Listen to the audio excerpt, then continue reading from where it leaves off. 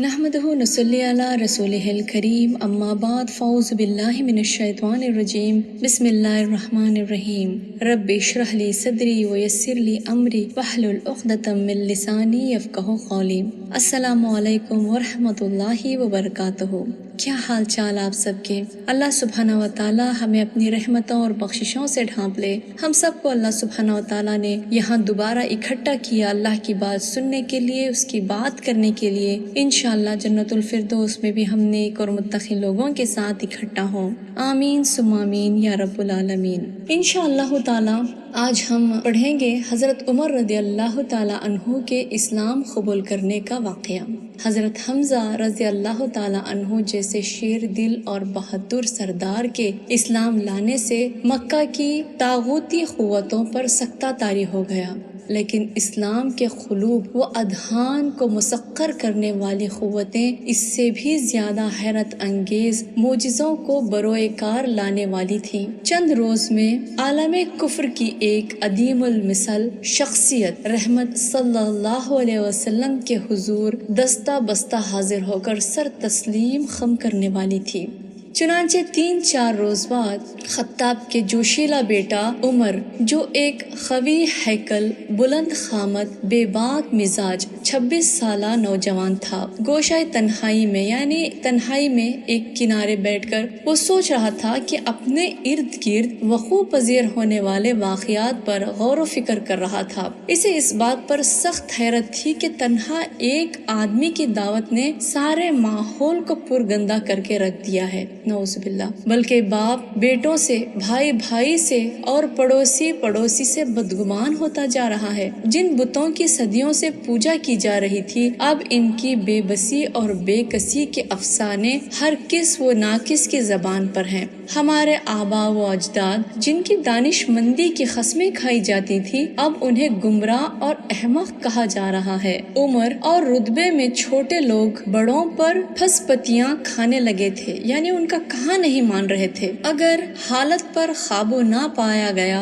तो हमारा ये अजीम और मुकद्दस माशराती निज़ाम धड़ाम से जमीन बोस हो जाएगा। ये कौन सोच रहे थे? ये अभी उमर रज़ी अल्लाह ताला अन्हु जो है इस्लाम लाने से पहले सोच रहे थे। जो लोग इस सिलसिले में कोई मौसर किरदार अंजाम दे सकते हैं, उन्हें जल्द कोई फैसला कन कदम उठाना चाहिए, वरना पानी सर से गुजर जाएगा। वो नौजवान इस बात पर भी हैरान था कि जो लोग इस शख्स की दावत कबूल कर लेते हैं, इन पर जितनी भी सख्तियां की जाएं, उन्हें जितने संगीन नवायत के अजाब शिकंजों में कस दिया जाए, वो किसी कीमत पर इस दीन से राबता मुनक़ता करने के लिए आमदा नहीं होते। वो सिसक सिसक कर जान दे सकते हैं, लेकिन इस नबी मुकर्रम का दामन छोड़ने के बारे में सोच भी नहीं सकते। तवील गौर फिक्र करने के बाद वो नौजवान यानी हजरत उमर रज़ी अल्लाह ताला अन्हु इस नतीजे पर पहुँचे कि इस फितने पर काबू पाने की एक ही सूरत है कि इस शख्स की जिंदगी के चिराग को गुल कर दिया जाए, यानी कि आप सल्लल्लाहु अलैहि वसल्लम को मारने का इन्होंने प्लान बनाया,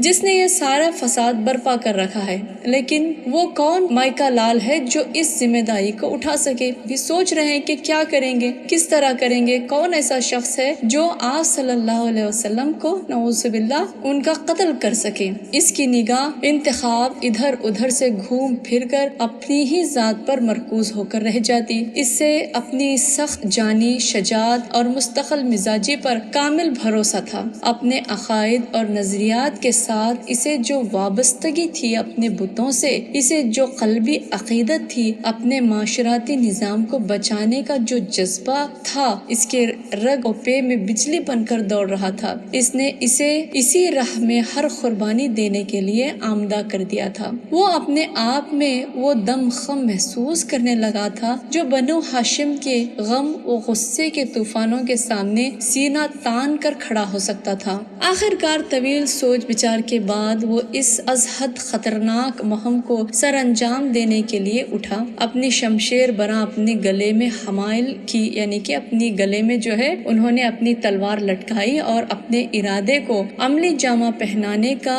عزم بالجزم کر کے وہ اپنے گھر سے نکلے۔ گرمی کا موسم تھا، دوپہر کا وقت تھا، دھوپ بڑی سخت تھی، گرم لو جسم کو جھلسا رہی تھی، لیکن عمر ان تمام چیزوں سے بے نیاز اپنی دھن میں گم آگے بڑھ رہے تھے۔ راستے میں ایک قریشی نوجوان نعیم بن عبداللہ سے مد بھیڑ ہو گئی ان کی۔ نعیم مسلمان ہو چکے تھے، لیکن آپ نے اسلام کو ظاہر نہیں کیا تھا۔ عمر کے تیور دیکھ کر ان سے صبر نہ ہو سکا، پوچھ لیا عمر کدھر کا قصد ہے؟ عمر نے بڑی رونق سے جواب دیا کہ اس شخص کا سر قلم کرنے جا رہا ہوں جس نے میرے شہر کا سکون چھین لیا ہے اور گھر گھر نفرت کے انگارے دہکا دیے ہیں۔ نعیم نے کہا کہ ادھر بعد میں جانا، پہلے اپنے گھر کی خبر لو۔ تیری بہن فاطمہ اور تیرے بہنوئی سعید بن زید مسلمان ہو چکے ہیں۔ بس یہ خبر سننا تھا کہ عمر رضی اللہ تعالیٰ عنہ کے اوسر خطا ہو گئے۔ آگے بڑھنے کے بجائے اپنے بہنوئی کا گھر کا رخ کیا۔ وہاں پہنچ کر دروازے کے ساتھ کان لگا کر سننے کی کوشش کی تو کسی کلام کے پڑھے جانے کی آواز سنائی دی۔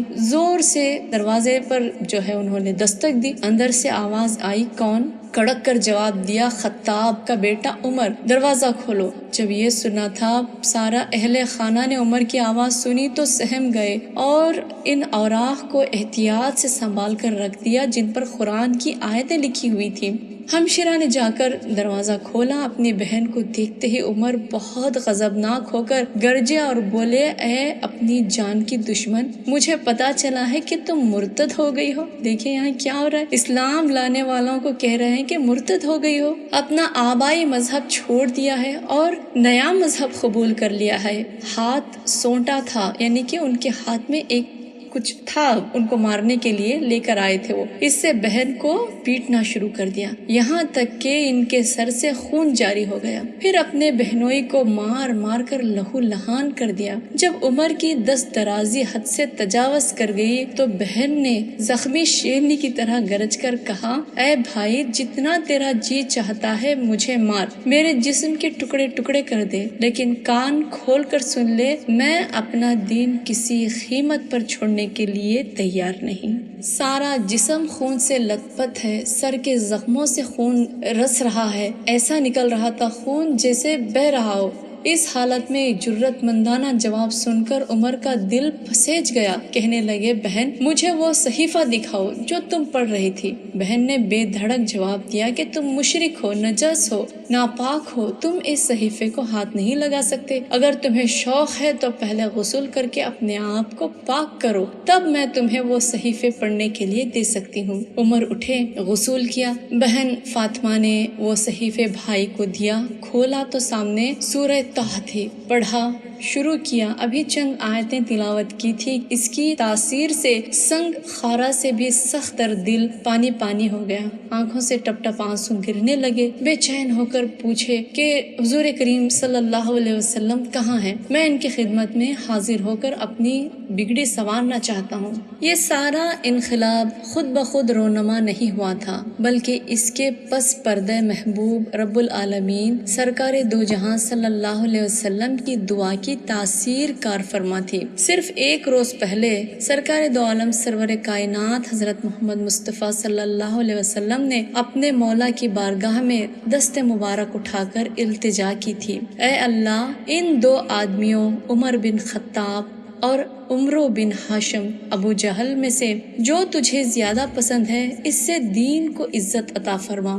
رسول کریم صلی اللہ علیہ وسلم اس وقت دار ارقم میں اپنے جانثاروں کے ساتھ تشریف فرما تھے۔ دروازہ بند تھا، اس پر دستک ہوئی۔ کسی نے دروازے کے سوراخ سے دیکھا کہ عمر رضی اللہ تعالیٰ عنہ باہر کھڑے ہیں، ننگی تلوار گلے میں لٹک رہی ہے۔ صحابہ جھجکے، دروازہ کھولے یا نہ کھولے؟ حضرت حمزہ موجود تھے، فرمایا، مت ڈرو، دروازہ کھول دو۔ اگر عمر اندر داخل ہو کر بارگاہ مصطفیٰ کے آداب ملحوظ رکھے گا تو ہم ادب و احترام سے اس کو خوش آمدید مزید کہیں گے، اور اگر اس کی نیت میں ذرا فتور محسوس ہوا تو اسی کی تلوار سے اسے چھین کر اس کا سر اڑا دیا جائے گا۔ اور رسول کریم صلی اللہ علیہ وسلم نے فرمایا دروازہ کھول دو، اللہ تعالیٰ نے اگر اس کی بھلائی کا ارادہ فرمایا ہے تو اس کو ہدایت دے دے گا۔ چنانچہ دروازہ کھول دیا گیا۔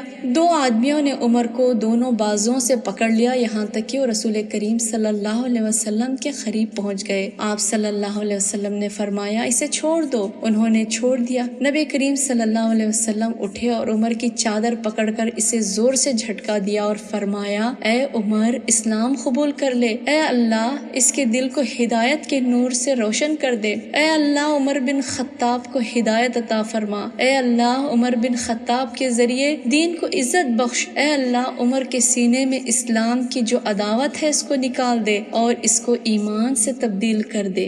اتنا کہنا تھا کہ عمر رضی اللہ تعالیٰ عنہ کہتے ہیں کہ میں نے اس کے بعد عرض کیا اشہد ان لا الہ الا اللہ وانک رسول اللہ، میں گواہی دیتا ہوں کہ اللہ کے سوا کوئی عبادت کے لائق نہیں اور آپ صلی اللہ علیہ وسلم کے اللہ کے سچے رسول ہیں۔ حضور نے جب یہ سنا تو فرات مسرت سے نعرہ تکبیر بلند کیا۔ جو حضور کے نعرے کے بعد تمام مسلمانوں نے اس زور سے نعرہ تکبیر لگایا کہ ساری مکے کی گلیاں اور فضائیں اس نعرے سے گونج اٹھی۔ اس سے پہلے مکہ میں کبھی بھی اتنی زور سے نعرہ تکبیر کی جو آواز تھی مکہ میں اتنی زور سے نہیں گونجی تھی جتنی حضرت عمر رضی اللہ تعالیٰ عنہ کے اسلام لانے کے بعد گونجی۔ اللہ سبحانہ و تعالیٰ نے حضرت عمر بن خطاب رضی اللہ تعالیٰ عنہ کے ذریعے اسلام کو قوت بخشی۔ کتنا خوبصورت اور دل مسخر کرنے والا واقعہ ہے۔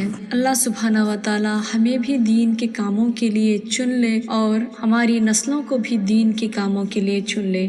آمین ثم آمین یا رب العالمین۔ وآخر الدعوانا ان الحمد للہ رب العالمین۔ سبحانک اللہم ربنا وبحمدک اشہد ان لا الہ الا انت ونستغفرک واتوب الیک۔ السلام علیکم ورحمۃ اللہ وبرکاتہ۔